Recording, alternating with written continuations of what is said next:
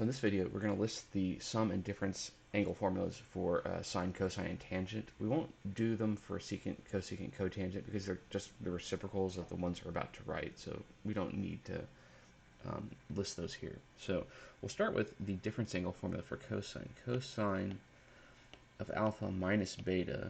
We could use theta and say phi, but we all know alpha and beta, so we'll go with that. The letters used don't really matter, of course.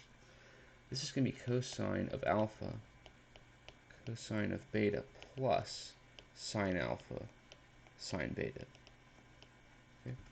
And typically in the lecture part of the class, I would prove this, do it geometrically. There's a proof that isn't very difficult, it's just sort of tedious, and we won't take the time to do that here. If anyone wants to see it, feel free to email me, and I can, or put it in the comments here. I can do that if you really like to see it.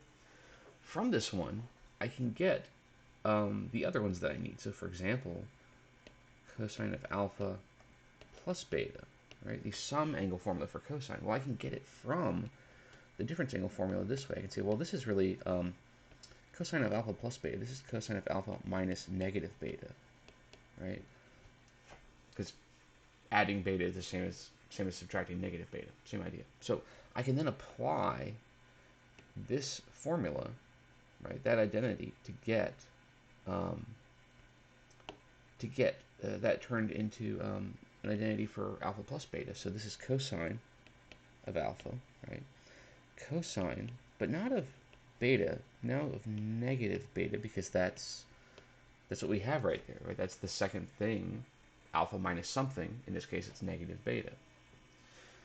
Plus sine alpha times sine of negative beta, right? Now, since cosine is even, cosine of negative beta is just cosine beta, because cosine is even. Sine, however, is an odd function, so sine of negative beta is negative sine beta. So essentially, this minus sign here just goes away. Nothing happens because cosine is even. But this minus sign here transfers in front of the signs, because sine of negative beta is negative of sine beta. So then I get that this equals cosine alpha cosine beta minus sine alpha sine beta. So that's cosine alpha plus beta. Okay. Now all the other identities I can, or all the other sum difference identities I should say, I can get this way. I can switch from sine to cosine using a cofunction identity. Later, when we want tangent, we can just divide the two, take a sine over a cosine, that will give us a tangent. But I'm going to skip those details. I just want to demonstrate this one. It's relatively easy to do using a just this, introducing the double negative there, and then using the identity that we just had. So the rest I'll just list. So then the difference angle formula for sine of alpha minus beta. Well, that is going to be sine alpha cosine beta, sine alpha cosine beta minus cosine alpha sine beta. And I probably should point out that if you look on some other website, if you Google this and you find a formula sheet, the order of these two factors might be different. You might have cosine beta sine alpha, or over here you might have sine beta cosine alpha. When you have a product, the order doesn't matter. But when you have a difference, for example, the order does matter. So unless you find a formula sheet that is incorrect, you would not see these two terms switched.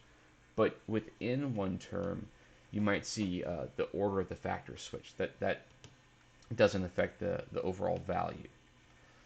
So then sine of alpha plus beta, this is going to be sine alpha cosine beta plus cosine alpha sine beta.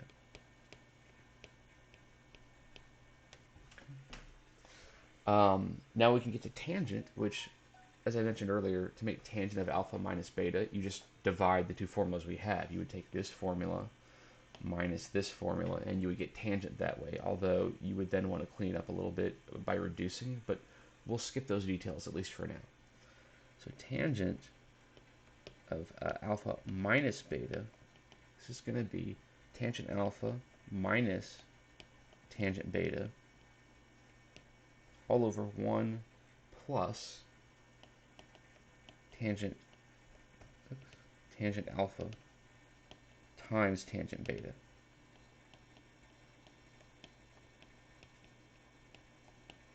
Okay. And then tangent alpha plus beta, which you might be able to guess at this point. It's basically you just switch the signs that are present there. This is tangent alpha plus tangent beta all over 1 minus tangent alpha times tangent beta. So there you go. Those are the identities. Let me zoom out so we can see them all at once for a second. So we're going to do a few examples in later videos utilizing these, and then we'll also use these in later videos to find some of the other identities that we're going to need.